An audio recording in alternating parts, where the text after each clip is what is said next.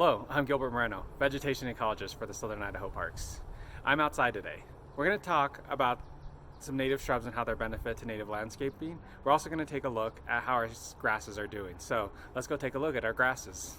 As you can see, my squirrel-tail bottlebrush has been growing very well over the last couple of weeks. My Indian ricegrass has not started, but it may take a while, and hopefully by the end of the season we'll see that this seed has germinated. This species does like the colder soil, so if you can do that, give it a try. My Sandberg's bluegrass hasn't germinated yet, but yours might have already, as I had an accident and knocked mine over, so I had to restart a couple weeks ago. If your seeds have germinated, continue keeping that soil moist. If your grasses are looking like my squirrel tail bottlebrush, I've toned back the moisture a bit and watering every other day. This week, we're going to talk about the benefits of native shrubs in your landscape. If you're in the Southern Idaho region, we're going to talk about some species around here. Even if you're not in this region, do some research and figure out which shrubs are native to where you live. There are a variety of shrubs that you can use in your landscaping.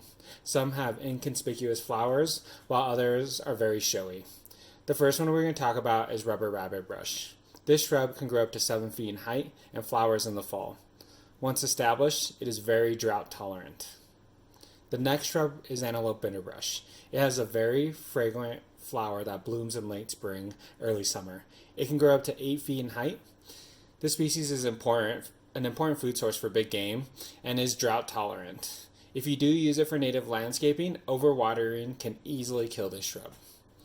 And the last shrub we're going to talk about is fernbush. This one can grow up to 8 feet in height and flowers in the early summer, which it has elongated clusters of white flowers. The one we're looking at already has flowered. It gets its name from its fern-looking leaves that it has.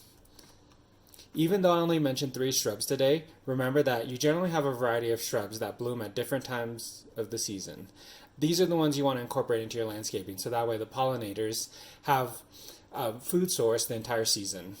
There are other variety of native shrubs that you can incorporate into your landscaping. Do some research and look into see what's growing around in your area.